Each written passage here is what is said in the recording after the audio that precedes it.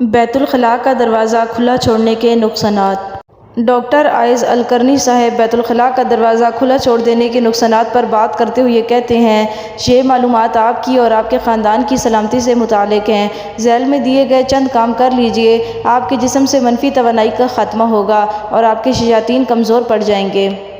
سب سے پہلی چیز بیت الخلاء کی صفائی ہے، اس پر کوئی سمجھوتہ نہیں ہے، اور بیت الخلاء کو مستقل بنیادوں پر صاف ستھرا اور بدبو سے پاک رکھیے۔ رات کو سونے سے پہلے بیت الخلاء کو صاف اور پاک رکھنے کا اہتمام کیجیے۔ بیت الخلاء کا دروازہ ہر وقت اور مستقل بنیادوں پر بند رکھنے کا اہتمام کیجیے۔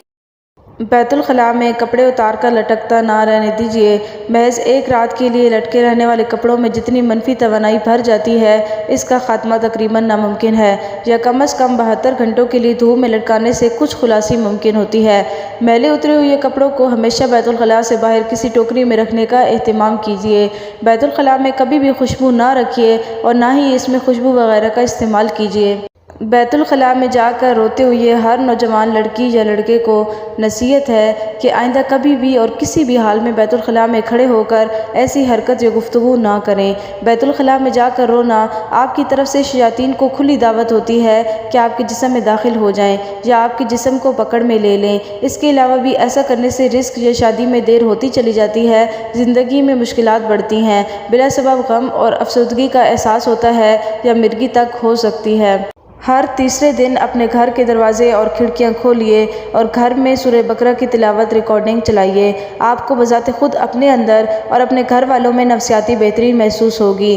گھر سے شیاطین اور جراثیم کو بھگانے کے لیے آقا کریم صلی اللہ علیہ وسلم کے فرمان کے مطابق کلونجی کی دھونی دیجیے۔ گھر میں کلونجی کی دھونی ایسے وقت نہ دیجیے جب گھر کی کھڑکیاں بند ہوں۔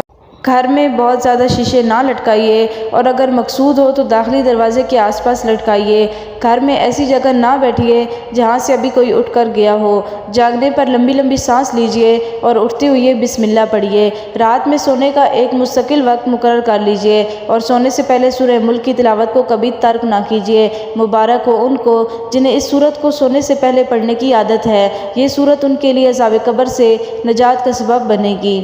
نماز کے بعد آیت الکرسی کی تلاوت سے آپ کے اور جنت کے درمیان میں صرف موت کا حائل ہونا باقی رہتا ہے۔ آپ کو جن لوگوں سے پیار ہے انہیں یہ پیغام بھیجیں، نیکی کی طرف توجہ دلانے والا نیکی کرنے والے جیسا اجر پاتا ہے۔ اگر ویڈیو پسند آئی ہو تو چینل کو سبسکرائب کر لیں اور بیل آئیکن کے بٹن پر کلک کر لیں۔ جزاک اللہ۔